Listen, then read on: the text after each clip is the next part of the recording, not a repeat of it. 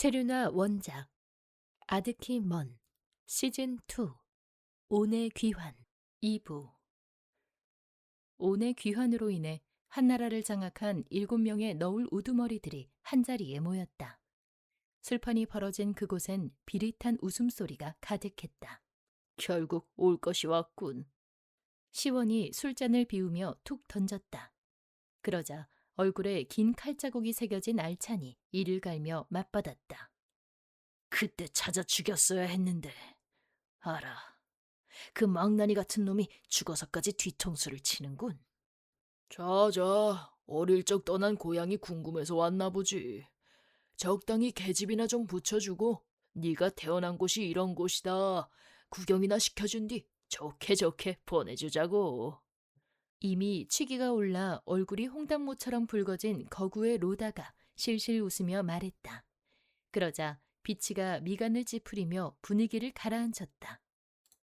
지금 농담이 나와? 그놈 눈 봤어? 예사 눈빛이 아니었어. 그러자 수염이 얼굴을 뒤덮은 늘빈이 비웃으며 말했다. 다행히 눈깔은 지혜비를 안 닮았더군. 그 시퍼런 눈깔. 또다시 비치가 굳은 표정으로 온을 떠올리며 말했다. 아니, 아라 왕자가 눈깔만 서늘했다면 이제는 존재 자체가 서늘했어. 몸서리 쳐질 정도로. 비치의 진지한 걱정에도 로다는 갈비를 뜯으며 콧방귀를 뀌었다. 신경 꺼. 한우랑도 알아도 없는 이 땅에서 그놈이 혼자 뭘 하겠어? 한우랑 밑에 있던 그 노인네들이 힘을 써봤자지. 지금까지 목숨 붙여준 것만으로도 우리한테 절을 해야 해. 그나저나 왕은 산 거야, 죽은 거야? 약을 얼마나 처먹였길래 애가 그 모양이야. 아까 가온 그 새끼가 왕을 보는데 내가 다 쪽팔리더라니까. 명색의 왕이라는 놈이 왕관 무게도 못 이겨서 고개가 꺾여 있어. 부루의 조롱에 여기저기서 천박한 웃음이 터져나왔다.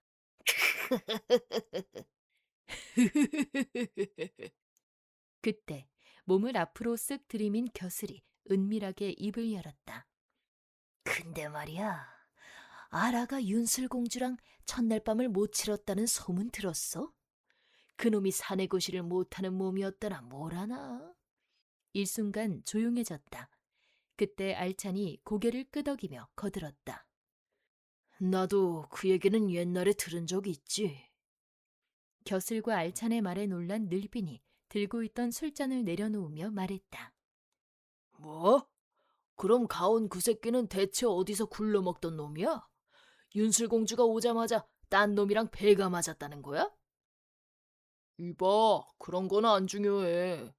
우리가 그토록 죽이고 싶어 했던 놈이 제 발로 여기까지 기어 들어왔다는 게 중요하지. 마치 산란하러 돌아온 연어처럼 말이야. 로다가 안주로 나온 연어를 개걸스럽게 씹으며 말하자 너울 모두가 웃기 시작했다.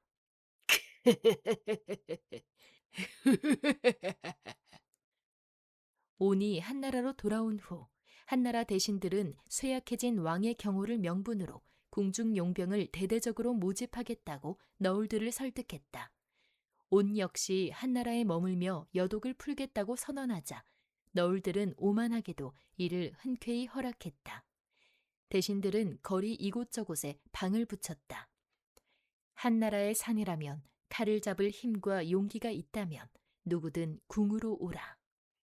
끼니를 보장해준다는 조건에 일거리가 없던 사내들이 구름처럼 몰려들었다. 여인들 또한 용병의 갑옷을 짓고 식사를 마련하겠다며 팔을 걷어붙였다. 일주일이 지나자 훈련장에는 제법 위용을 갖춘 병력이 모여들기 시작했다. 그리고 그 중심을 향해 온이 천천히 발걸음을 옮겼다.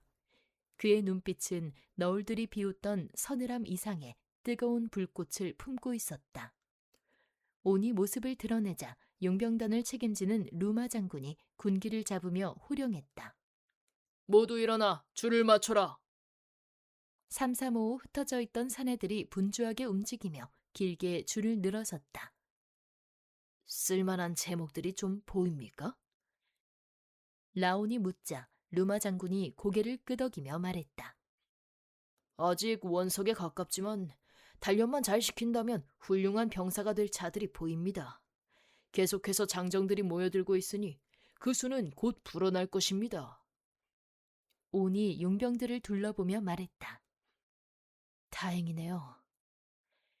용병들 사이를 천천히 거닐며 그들의 기세를 살피던 온이 유독 한 사람에게 시선이 멈췄다.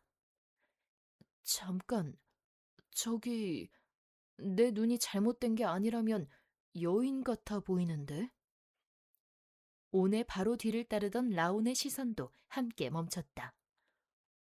네, 그렇습니다. 제 눈에도 여인 같아 보입니다. 루마 장군, 어찌 된 일입니까? 여인이 이곳엔 왜 있어? 아무리 안 된다 타일러도 막무가내입니다. 죽어도 이곳에 남겠다 고집을 피우니 원. 루마 장군의 난처한 대답에 온이 호기심 어린 눈으로 그 여인에게 다가갔다. 줄을 잘못 선 모양이오. 여인들이 맡아야 할 일도 산더미 같으니 저쪽 줄로. 나라를 지키는 일에 사내와 여인의 맡은 일이 따로 정해져 있답니까? 말이 채 끝나기도 전에 치고 들어오는 여인의 당찬 대꾸에 오는 멋쩍은 듯 헛웃음을 삼키며 다시 말했다. 그런 뜻은 아니오만 전장에서 싸우기엔 힘이 붙이지 않겠소? 그대를 무시해서가 아니라 걱정이 앞서서 하는 말. 그 걱정 자체가 무시입니다. 힘으로는 사내를 이기지 못하겠으나 몸이 가볍고 빠르니 분명 쓰임이 있을 것입니다. 함께 싸울 수 있게 허락해 주십시오. 오는 또다시 자신의 말을 끊으며 대꾸하는 여인을 아래 위로 훑어보았다. 가녀린 체구와 달리 눈빛만큼은 사내들보다 단단했다.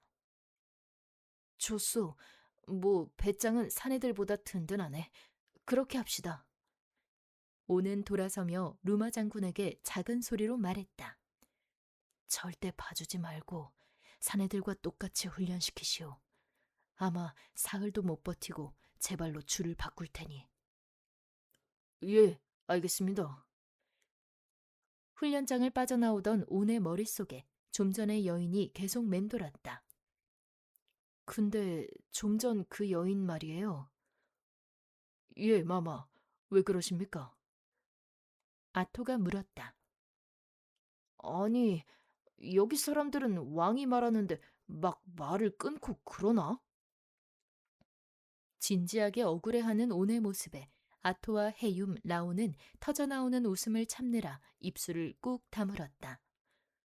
왕부터 백성들까지, 아, 정말 적응하기 힘들군. 결국 새 장군은 온의 계속되는 투덜거림에 참았던 폭소를 터뜨리고 말았다. 그날 이후 온은 일부러 사흘 내내 질펀한 술판을 벌였다. 그의 방탕한 일상은 실시간으로 너울들의 귀에 들어갔다. 그것은 경계심을 늦추기 위한 고도의 전략이었다. 사흘째 되는 날, 온은 다시 훈련장을 찾았다. 뙤약볕 아래 용병들은 전보다 검게 그을리고 수척해져 있었다. 그때 어디선가 날카로운 기합 소리가 온의 귀를 때렸다. 고개를 돌린 곳에는 놀라운 광경이 펼쳐지고 있었다.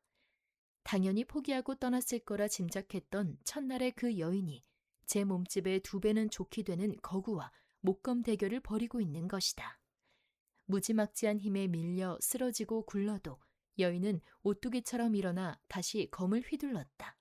절대 포기하지 않았다. 그 모습을 한참 지켜보던 온이 훈련장이 쩌렁쩌렁 울리도록 외쳤다. 그만! 오전 훈련은 여기까지다. 다들 목이라도 축이도록 하라. 그 소리와 동시에 여인은 아무런 표정 없이 쥐고 있던 목검을 땅바닥에 툭 떨어뜨렸다. 그리고는 녹초가 된 몸을 이끌고 그늘가로 터벅터벅 걸어갔다. 오는 직접 바가지에 물을 담아 여인에게 다가가 내밀며 말했다. 아직도 생각이 바뀌지 않았어? 여인은 온을 째려보듯 올려다보며 말했다. 지금 저를 시험하신 겁니까? 사흘 내내 저 곰 같은 놈이랑만 싸웠다고요. 시험이라기보다 그대가 하루빨리 안전한 곳으로 돌아가길 바란 마음이었소. 여인은 비틀거리며 일어나 옷의 먼지를 툭툭 털어내더니 짧게 답했다. 배려 감사합니다. 그럼 전 목이 말라서 이만. 온이 건네는 물바가지는 안중에도 없다는 듯 휙 돌아서는 뒷모습을 보며 온은 손에 든 바가지를 내려다보곤 허탈한 웃음을 지었다. 정말이지, 이 나라 백성들은 하나같이 만만치가 않군. 훈련장을 빠져나오는 길, 아토가 장난기 어린 목소리로 온에게 물었다. 마마, 아까는 물바가지를 들고 가시더니 이번에도 말씀을 끊던가요? 아니, 이번에는 아예 자기 할 말만 툭 던지고 가버리던데. 온의 대답에 아토와 헤욤, 라온이 약속이라도 한 듯 폭소를 터뜨렸다. 그러나 웃음 뒤로 새 장군은 의미심장한 눈빛을 교환했다. 그리고 얼마 후 아토의 지시를 받고 움직였던 신하가 은밀히 돌아왔다. 그래, 알아보았느냐? 신하가 답했다. 예, 이름은 다솜이라 합니다. 정확한 신상을 아는 자가 없어 애를 먹었습니다만 어제 겨우 실마리를 찾았습니다. 과거 한우랑의 첫 번째 왕비였던 조이 왕비 가문의 먼 친척이라는 소문이 있었습니다. 조희 왕비라고? 아토의 안색이 순식간에 변했다. 예, 조이 왕비가 폐위되어 궁을 나간 뒤 친정 가문은 완전히 몰락했습니다. 죽거나 뿔뿔이 흩어져 간신히 명맥만 유지해왔는데 다솜은 그 먼 친척 중 하나가 아닐까 합니다. 지금껏 어머니와 단둘이 전국을 떠돌다 이번 용병 모집을 기회로 궁에 들어온 듯합니다. 해욤이 고개를 좌우로 천천히 흔들며 혼잣말을 했다. 왕비의 먼 친척이라. 그리고 한 가지 더 알아낸 것은 다솜의 아버지가 너울과 한우랑 부대가 싸울 때 한우랑 군사로 싸우다 죽었다 합니다. 그자가 누구인지는 아는 이가 없었습니다. 그래? 그럼 어머니는? 아토가 다시 물었다. 죽은 것 같진 않은데 어디 있는지 알아내지 못했습니다. 그래, 수고했다. 계속 찾아보아라. 예. 신하가 돌아가자 해욤이 심각한 표정으로 말했다. 다솜, 먼 친척은 아닐 거야. 행색은 초라했지만 느낌이 뭐랄까. 기품과 위풍이 있다 해야 하나?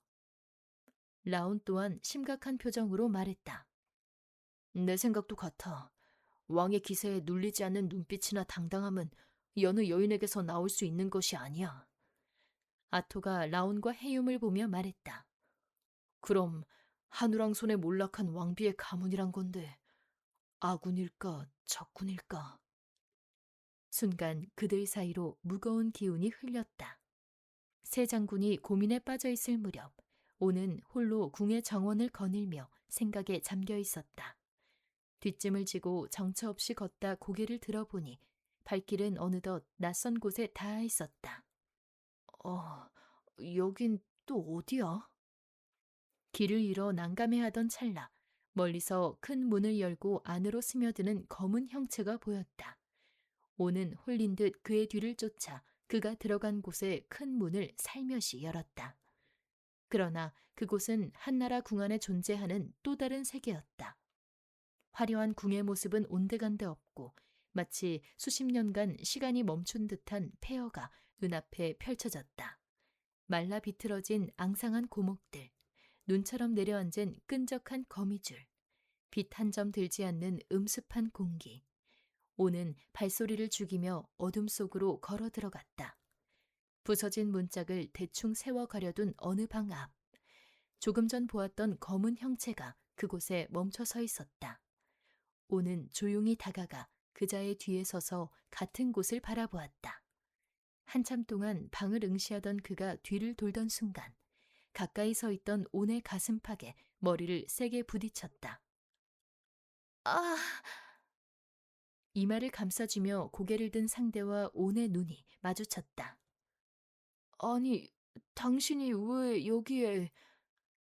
그곳에 서 있는 이는 뜻밖에도 훈련장의 그 여인이었다. 여인은 사색이 되어 온의 물음에 말을 더듬었다. 아, 그, 그냥 길을 잃었을 뿐입니다. 먼저 가보겠습니다. 꾸벅 인사를 하고 황급히 자리를 피하려는 여인의 손목을 온이 빠르게 낚아챘다. 길을 잃은 것 같지 않은데. 정말 길을 잃은 거라면 사람이라도 부를까? 여인은 입을 굳게 다문 채 아무 말이 없었다. 온이 주변을 둘러보며 다시 물었다. 여기가 대체 어디오? 정작 길을 잃은 자는 나요. 여인은 온을 빤히 보다 차분한 목소리로 답했다. 여긴 한우랑에게 내쳐져 자결했던 조이 왕비의 궁입니다. 뭐? 여기가 조이 왕비의 궁이라고? 음산한 기운이 감도는 폐궁을 둘러보던 온이 여인을 다그쳤다. 그런데 당신은 여길 어찌 알고 찾아온 것이오? 분명 목적을 가지고 온 것 같았는데. 그냥 뭐... 그냥 뭐? 궁금해서 왔습니다. 궁금해서? 죽은 조이 왕비의 원혼이라도 만나러 온 것이오? 온의 뼈있는 농담에 여인은 정색하며 온의 손을 뿌리치고 어둠 속으로 뛰어나갔다. 이보시오! 이봐! 나 진짜 길 모른다고! 같이 좀 가지! 온은 기운이 다 빠질 때까지 궁안을 헤매고 나서야 간신히 자신의 처소를 찾을 수 있었다. 그곳에는 이미 그를 기다리는 아토, 헤욤, 라온의 근심 어린 얼굴이 온을 맞이했다.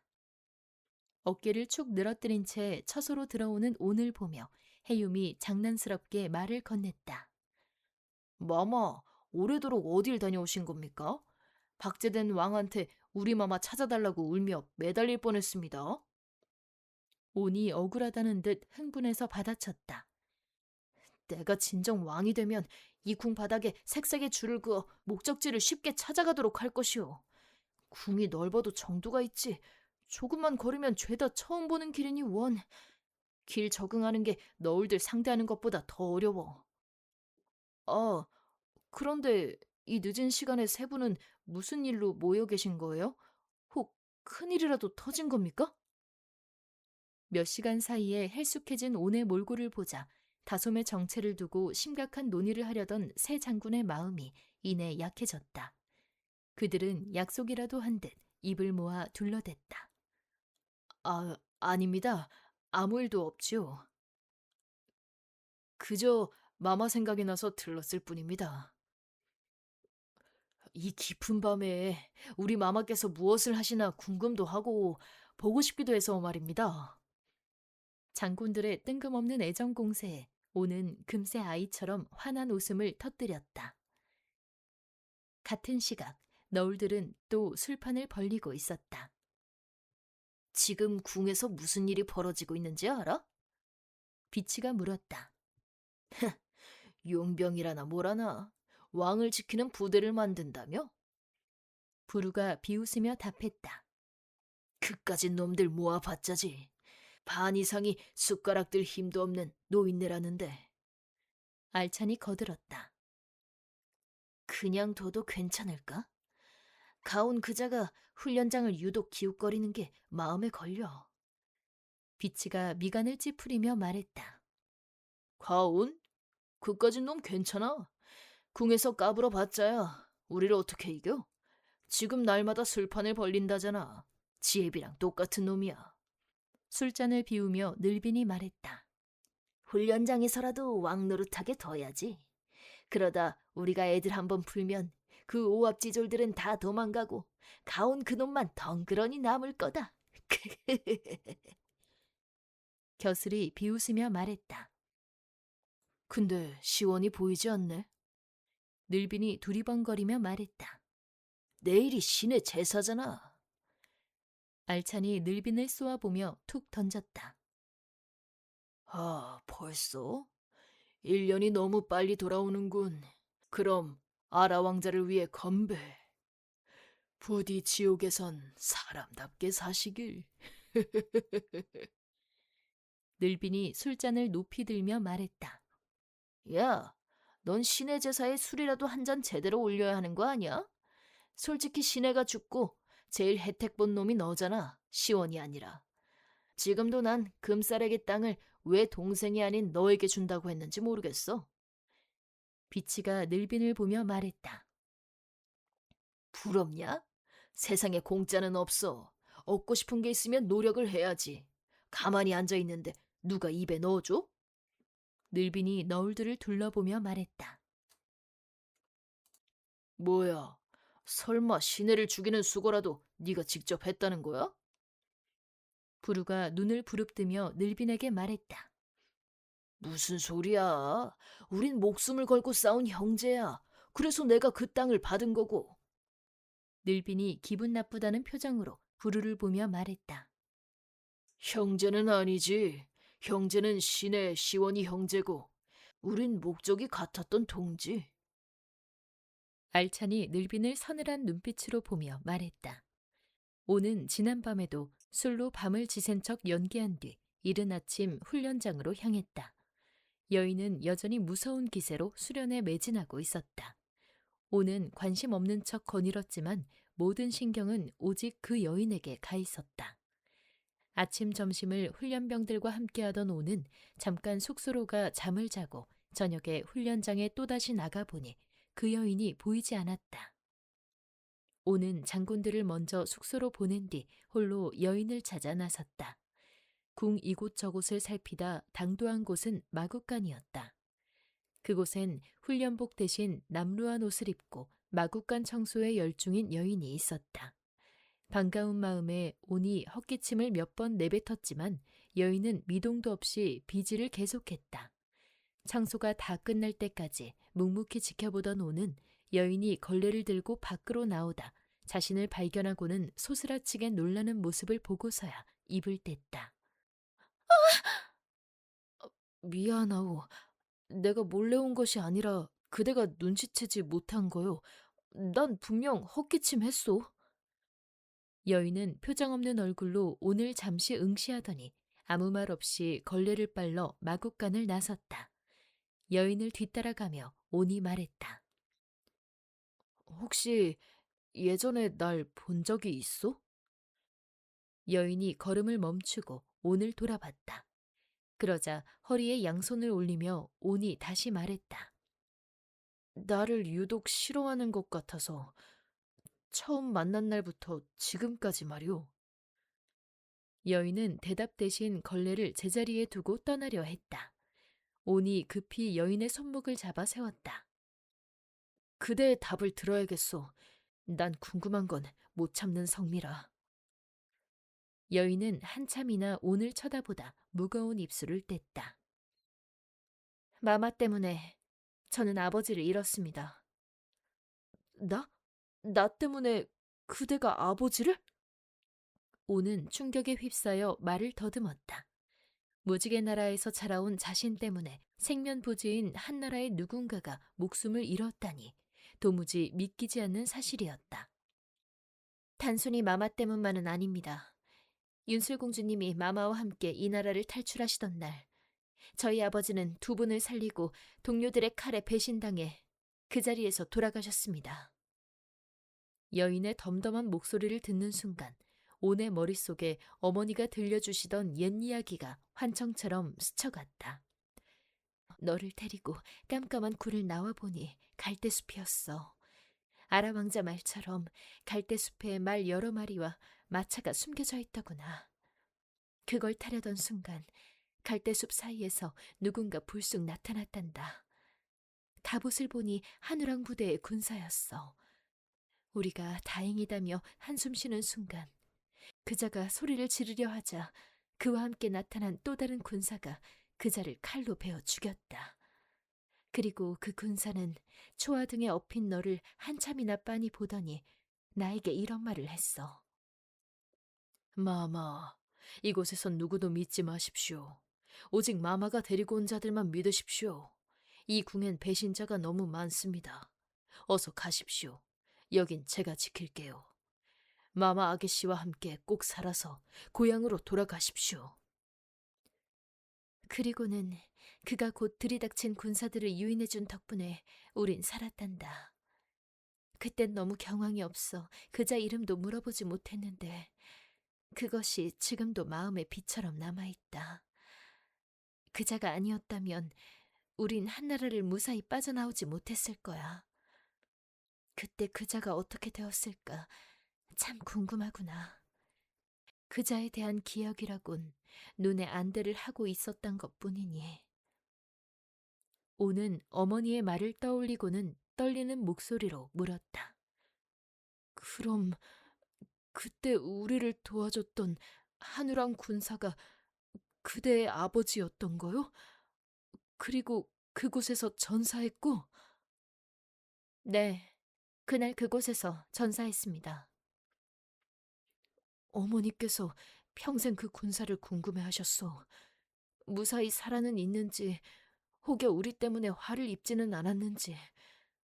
어머니가 기억하시는 그 군사의 모습은 낡았지만 곱게 수놓인 안대를 하고 있었다는 것뿐이라 하셨소. 그런데 돌아가셨다니. 당신의 아버지가 아니었다면 지금의 나도 무지개 나라의 평화도 없었을 것이오. 진심으로 고맙고 또 미안하오. 오는 잠시 머뭇하더니 다시 말했다. 그럼 혹시 나에게 복수라도 할 생각으로 용병이 된 것이오? 여인의 무표정한 얼굴 위로 서글픈 그림자가 스쳤다. 마마를 처음 본 순간 그런 생각이 들지 않았다면 거짓말이겠죠. 아픈 어머니와 단둘이 사는 것이 죽을 만큼 힘들었거든요. 하지만 그거 아세요? 힘없는 백성에게 전쟁은 승자도 패자도 없습니다. 그저 배고픔과 두려움, 죽은 가족을 향한 사무치는 그리움. 그 속에서도 남은 가족 때문에 차마 죽지 못해 내 차례를 기다리는 것. 그것이 백성들의 전쟁입니다. 제가 여기 온 이유는 단 하나입니다. 너울들 밑에서 사는 지옥을 한 번 더 겪고 싶지 않기 때문입니다. 그뿐이에요. 여인은 할 말을 마치고 차갑게 돌아섰다. 오는 여인의 뒷모습을 보며 한참을 망연자실하게 서 있다가 무엇인가 홀린 듯 여인을 향해 달려갔다. 이름이 무엇이오? 그대의 이름을 알고 싶소. 지금 묻지 않으면 나 또한 어머니처럼 평생 후회 속에 살 것 같아서 그러오. 여인이 멈춰서서 고개를 돌렸다. 다솜입니다. 다솜, 이름이 참... 이름이 왜요? 그대와 참으로 잘 어울리는구려. 순간 찬바람이 불어와 다솜의 머리카락을 흩뜨렸다. 한나라의 밤바람이 이토록 살랑였던가. 차가운 공기 속에서도 다솜을 바라보는 온의 가슴은 세차게 뛰고 있었다. 한편 고요하던 너머 세상은 오랜만에 대축제인 정령의 날을 맞아 활기로 가득했다. 인간의 성인식과도 같은 이날, 수많은 요비들이 정식 정령으로 인정받는 의식이다. 그러나 수리마리의 마음은 찢어질 듯 아팠다. 그의 아들 얀 역시 성인식을 코앞에 두고 있었다. 호기심에 가득 차 인간계를 구경하고 오겠다던 아들을 허락했던 그날이 수리에게는 평생의 저주가 되었다. 약해 빠진 인간들의 손에 죽임을 당했다는 사실은 수리의 자부심을 갈갈이 찢어놓았다. 오늘 정령이 된 이들은 이제 가정을 이룰 수도 각 정령들의 대표인 가장을 뽑는 투표권도 생긴다. 그리고 마리의 부대에 들어가 전쟁에 나갈 수도 있었다. 단상에 오른 수리마리는 모여든 정령들을 향해 서늘한 메아리를 내뱉었다. 우리는 힘을 모아야 한다. 적은 생각보다 가까이 있다. 그는 증오를 정의로 포장하며 선동을 이어갔다. 강한 적은 눈에 보이게 대적할 수 있으나 약한 적은 보이지 않기에 더 무서운 법이다. 싹을 잘라야 한다. 나의 부대로 들어오라. 나의 뜻을 따라 인간이라는 나약하고 간교한 존재들을 이 세상에서 지워버려야 한다. 축제의 환호성 뒤로 인간계를 향한 거대한 파괴의 소용돌이가 휘몰아치기 시작했다.